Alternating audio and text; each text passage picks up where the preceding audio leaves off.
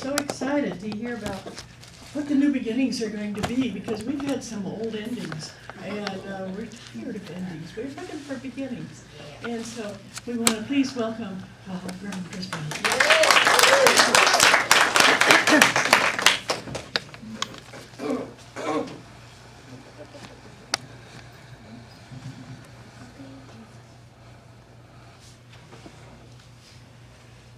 I have no clairvoyance, clairsentience, clairaudience. You got a clear audience. I have a clue. So yes, I want to talk today about new beginnings, and somehow every time I looked up things about new beginnings, it also talked about change. So beginnings and change seem to go hand in hand, and that's, they'll be woven here today a little bit. Okay. How improbable that we would have before my talk a song about stalactites and stalagmites, because the first line of my talk today is the following. 13.8 billion years ago, the Big Bang exploded and there was light and heat. Then the universe expanded and cooled, and it got really, really cold. And then clouds of gases condensed and formed planets. And this happened over a long period of time. The orange dwarf star Kepler 444 is 11.2 billion years old. Earth is only 4.5 billion. Water appeared soon after, and 3 billion years ago, there evolved photosynthesis. A billion years ago, we got plants. 800 million years ago, the Earth experienced global glaciation. That really messed with the plants. Yeah. But we got an ozone layer, which up until now has been really helpful. 500 million years ago, we got animals. Okay, well, jellyfish and sponges. But then we got spiders and scorpions, fleas and ferns. No roaches yet? And worms. And I'll bet you didn't know this, but oops, a massive extinction. 96% of all marine species, 70% of all terrestrial vertebrate species, half of all insects, all these went extinct. The catastrophe was caused by massive volcanism, infernos fueled by coal and gas. The Earth was burping. 200 million years ago was the golden age of dinosaurs, followed by blood-sucking insects and clams. And then Pangea began to break up. We ended up with 7 distributed continents across the globe instead of just one super one. Bees showed up 100 million years ago. 40 million years ago, and I don't know why it was so long, butterflies and moths. And saber-toothed tigers. We also got sloths, eagles, and whales. 10 million years ago, horses and termites. Followed by termites. That's weird. Followed by kangaroos, hummingbirds, and skunks.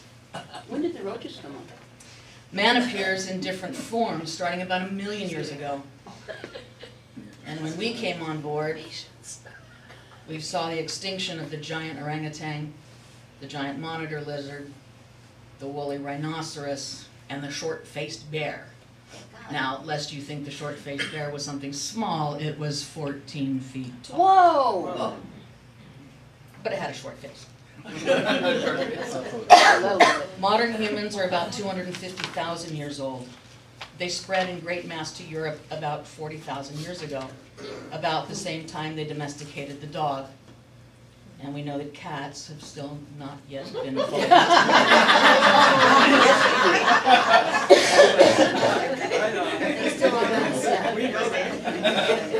5,000 years ago, Semitic peoples wandered in the Levant. India was the site of multi-storied brick cities, and Newgrange was built in Ireland. Stonehenge followed. The Sumerians wrote in cuneiform, and in Egypt they built the pyramids. How long ago was that? 5,000 years ago. Wikipedia, The Evolution of Time. Interestingly, 4,000 years ago, the Babylonians celebrated New Year's in March, the first new moon following the vernal equinox. It was a day with equal amount of sunlight and darkness. And throughout antiquity, civilizations around the world developed increasingly sophisticated calendars, pinning the first day of the year to an agricultural or astronomical event. In Egypt, for example, the year began with the annual flooding of the Nile, which coincided with the rising of the star Sirius. The first day of the Chinese New Year, meanwhile, occurred in the second new moon after the winter solstice. In the Jewish tradition, during the 8th to 6th century BCE, the year began in the spring. It was not a very big holiday, but they did have more animal sacrifices on that day than other days. And one thing that was significant is that the Israelites were told to blow the trumpets, and they sent messengers out into the countryside to remind everybody that the big harvest festival, Sukkot, was coming in 2 weeks. And that's when they would come to Jerusalem with their tithing and more sacrifices. In the last millennium before Christ, the Torah was compiled. It was a contemporary of Zoroastrianism and Confucianism. Buddhism followed, and then Socrates. The Tao Te Ching was written on bamboo tablets. The Yoga Sutras were composed. And all of that happened before the life of Jesus of Nazareth. Let's take another look at the calendar.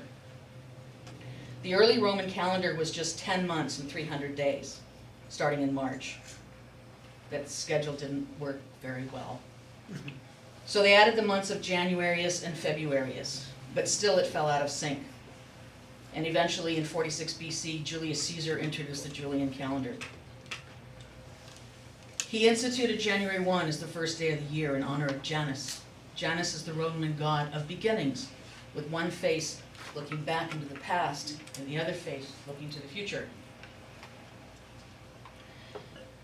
Romans celebrated by offering sacrifices to Janus, exchanging gifts with one another, decorating their homes with laurel branches, and attending raucous parties. In medieval Europe, Christian leaders temporarily replaced January 1 with days like December 25th, March 25th, other days that had religious significance. But back in 1582, Pope Gregory reestablished New Year's Day as January 1. The problem was not every country switched their calendar in the same year. William Shakespeare and Miguel Cervantes, the author of Don Quixote, they both died on April 23rd, 1616. But Cervantes actually died 10 days before the bard.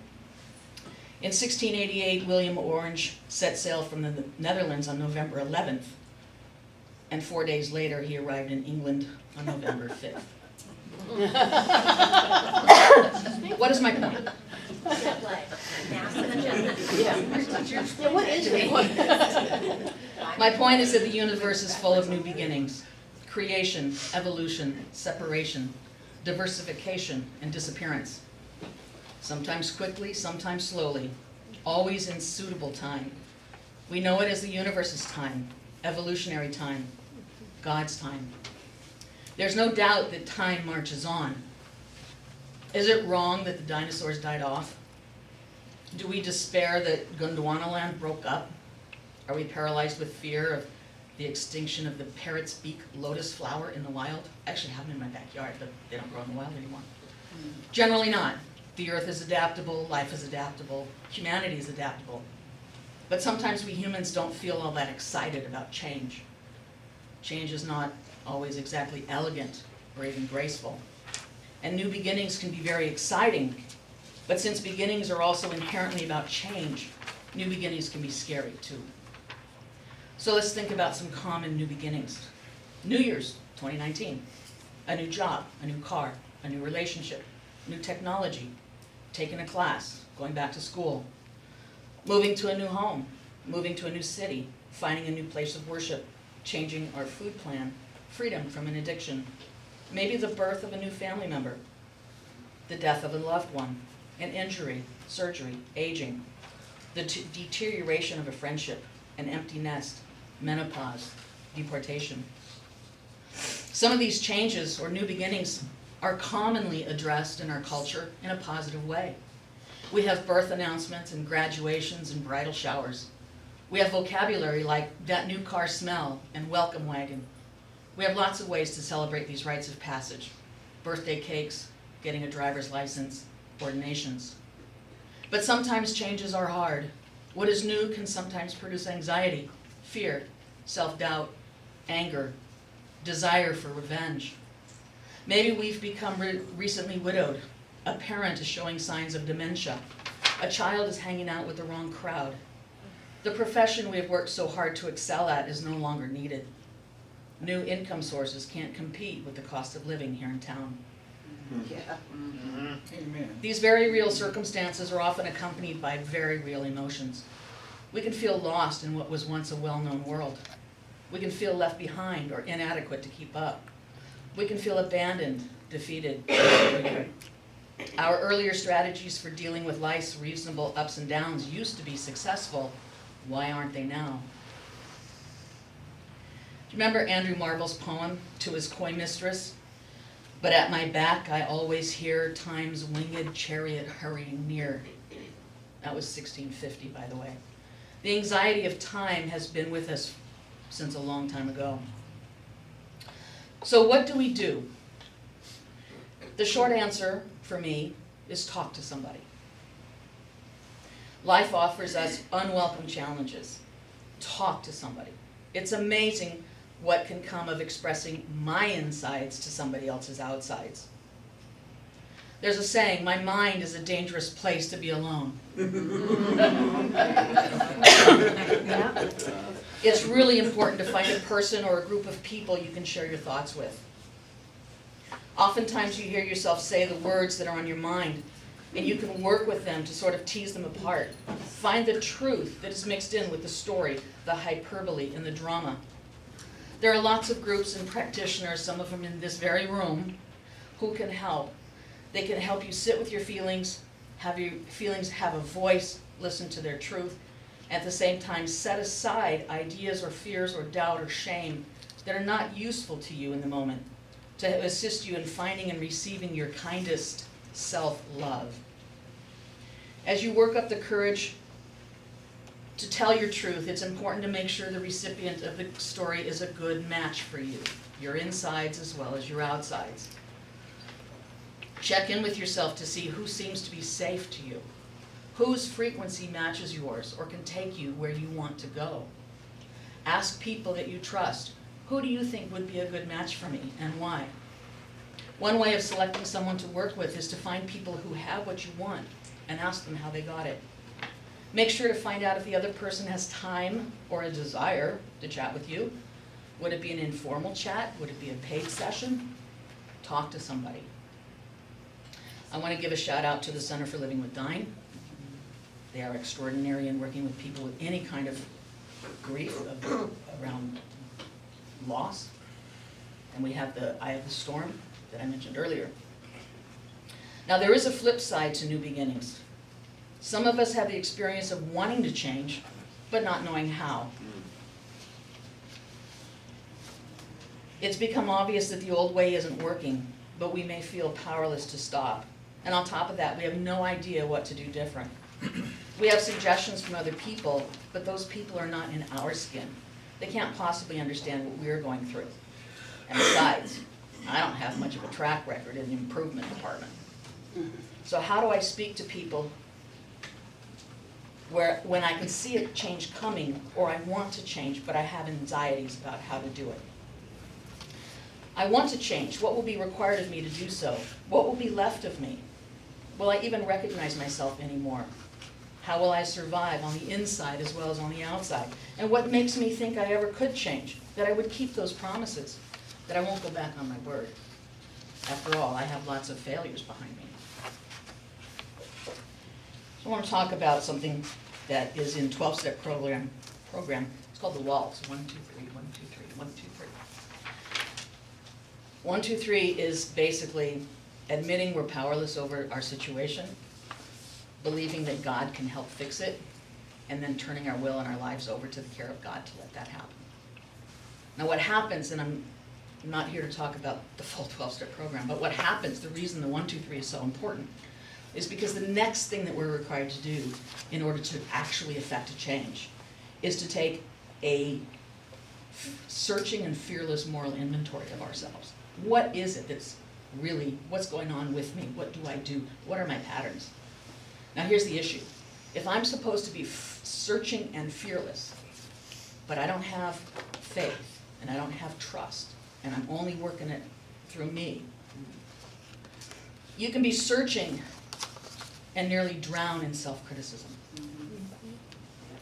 And that would send a lot of people back to their addiction. Or you could be fearless and just only write down the things that you already have reconciled with yourself. But a lot of us have accumulated a lifetime of guilt, shame, regret, sorrow, and misfortune. We can't even begin to imagine a new beginning. How can we separate ourselves from the chains and fetters of our past thoughts and deeds? Our current prison of the mind and heart. Where can we find the courage to open up those places of smoke and shadow and dig deep to expose them to the light? From the Bible. The promise of Psalms 91 has been expressed in this way. The will of God will never take you where the grace of God will not sustain you. Oh. I'm going to repeat that. Please do. The will of God will never take you where the grace of God will not sustain you. 12-step programs and other activities like that hold space for each person to discover in his or her own way that the way to the light is by owning our shadow and learning from it. No one is simply cast into the lion's pit to be shredded or left destroyed. Old timers are there to template the way out. There are many who have come before who can light the path by sharing their own stories. This is the communion of recovery programs. And we often experience that type of communion here at CCL. We love you here and now, exactly as you are, even if it's hard to love yourself right now. So if you're considering taking a step to a new level, whether that be in your personal life, professional arena, relationships, expressions of faith, I want to remind you of this. Change has been the watchword of a universe since its beginning 13 billion years ago. Life is a series of new beginnings brought about through creating, evolving, separating, diversifying, and disappearing. We are part of the stardust that the universe is made of. We are not immune to these new beginnings. We are not apart from creation, evolution, separation, diversification, and disappearance. I offer this message in loving support for you, for your process, for your celebrations, and for your journey, for all the new beginnings in your life, those here now and those yet to come. It was, in fact, a child whose wisdom struck me last month. This was on KQED's Perspectives podcast. It's a middle schooler. Her name is Athena Nguyen. She shared that her teacher had called her a jack of all trades. She didn't know the reference, so she went home and she looked it up. Jack of all trades, master of none. She was devastated. But on the other hand, she had to acknowledge that it was also true. Athena would pick up a musical instrument, learn how to play it, then move on to another instrument. She never got great at any one instrument, but she had become competent in piano, percussion, trombone, saxophone, violin, and flute. Additionally, she participated in gymnastics, tennis, swimming, karate, volleyball, and ballet. But Athena was vilified by her peers, her parents, her teachers, and her coaches for not choosing and sticking with just one sport, one instrument, one after-school activity, and learning to excel at it. So she did. She stopped all sports but ballet. She put down 3 instruments, and along with the setting aside came regret. But Athena, a middle schooler, is resilient and smart. She was able to discern the gifts of being a jack of all trades. Here's what Athena found out. Since I learned how to play multiple instruments in sports, I adapt easier to new situations. You betcha. Ooh, yeah. I learn more quickly because I am so used to being a beginner. Wow. What an incredible lesson. It is our beginningness that keeps us flexible, adaptable, open, and teachable. Like the willow that withstands the gale force, rather than the oak tree whose rigid branches threaten to snap in stormy weather. Being a beginner allows energy to flow, creativity to abound, and wonder to grow to appreciation. And what has become of Athena this year? Well, she said, I've now added French horn to my Good for her. I want to close with the words of another great poet, Leonard Cohen, from his song Anthem. The birds, they sang at the break of day. I heard them say, don't dwell on what has passed away or what is yet to be. Ring the bells that still can ring. Forget your perfect offering. There is a crack in everything. That's how the light gets in. I wish you all the heartbreak and joy and energetic possibilities of new beginnings. And remember, time is an illusion. There is nothing constant but change. Cherish your imperfections, for that's how the light gets in. Woo-wee!